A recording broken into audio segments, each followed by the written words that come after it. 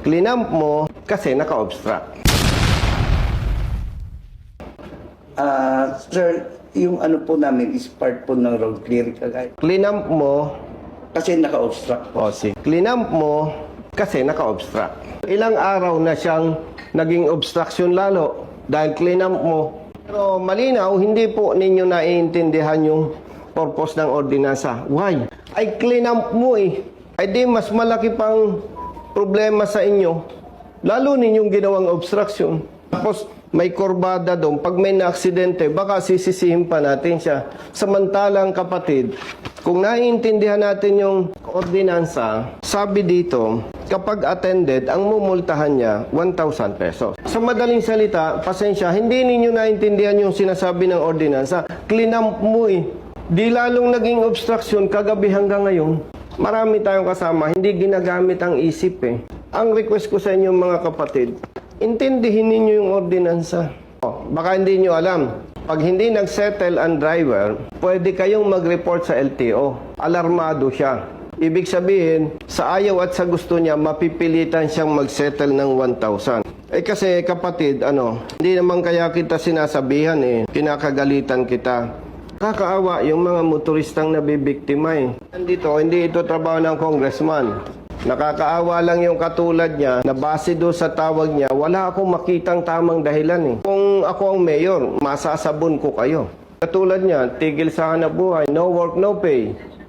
So by the way, gentlemen and ladies, hindi ko question ang ordinansa. Ang questionable, paano nyo ipinapatupad? Ay nakarating pa sa kanya, 5,000 ang babayaran niya. May nagsabi sa'yo?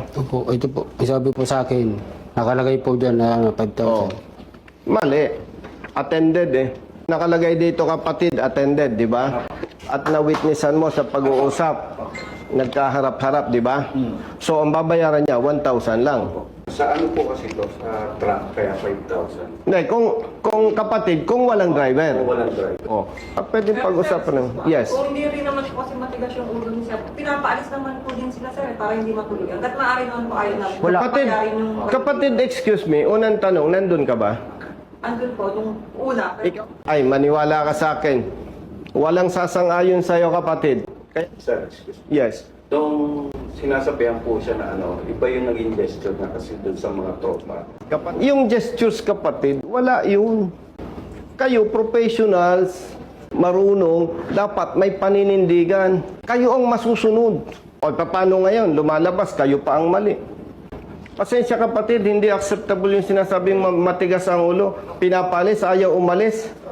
Base po sa nangyari, ano po yung, wala po ba siyang pagkamamalis?